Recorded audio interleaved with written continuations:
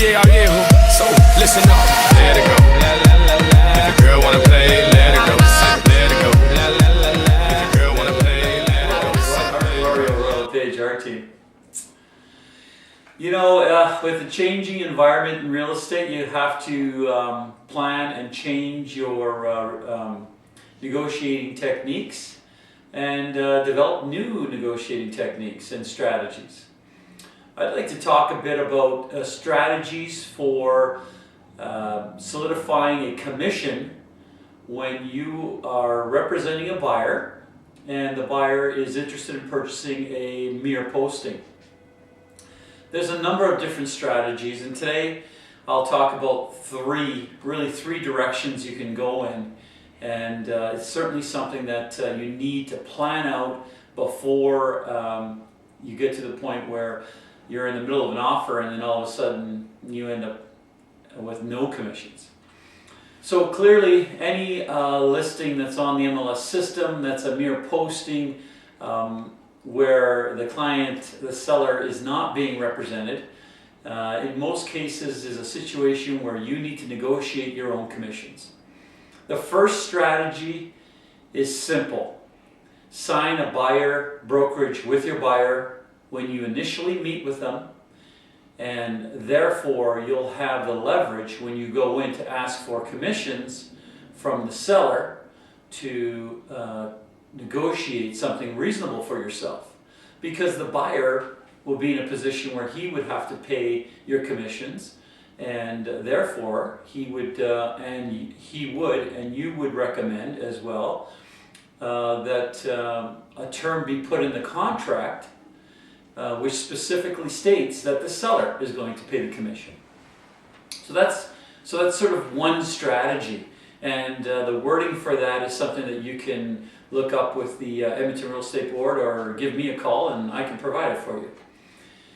Now, the second strategy is, let's say you haven't had a buyer contract signed with your buyer, but your buyer comes across a mere posting, and now you're in a position where you need to negotiate commissions before you go and show the property.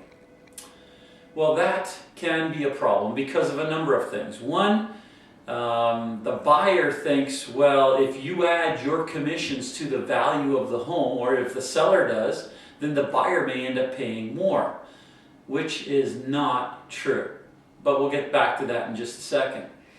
The seller has you a bit over sort of a bit of a barrel, because if your buyer wants to see the property, he may not be inclined to negotiate the kind of commissions that you're looking for. In any case, what you need to do is sit down with the seller, and I wouldn't do it over the phone. I'd go and see the seller. Remember, this person has paid somebody else not to represent them.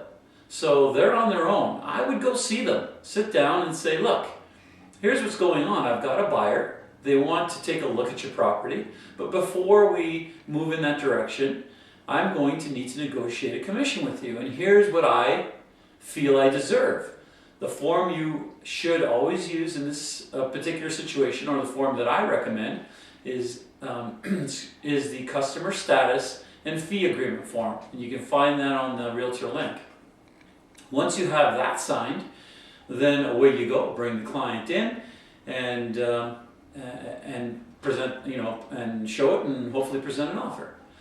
Now, let's take a look at let's try to tackle that misnomer that if you negotiate your commissions up front with the seller before the buyer writes an offer, that he's actually paying more. Okay, let's just kind of make this clear. Every single home that is sold on the MLS systems has a commission value added to the price. That's right. 99.999% of all homes sold in Edmonton are sold through the MLS systems. The MLS systems reflect value that includes commissions. If all of a sudden nobody was paying commissions, then everything would be worth just a little bit less. So, what does that mean to the buyer? Well, what that means to the buyer is that no matter what he pays today, when he has to sell down the road, his value will include the commissions at that time. So is he paying more for it because of your commissions? No, he's not. Those commissions are part of the value of the property when it's evaluated. Because when you're doing comparables, the properties that you're using that have sold, in fact, had a commission attached to them. That was part of the value. We don't evaluate properties based on the seller's net dollar. So I think it's something you need to make clear to your sellers, that in fact negotiating a commission with the seller has already been calculated in the value, and whatever he's asking is probably reflecting that commission already anyway. So you gotta get your head around it so you can help your clients understand.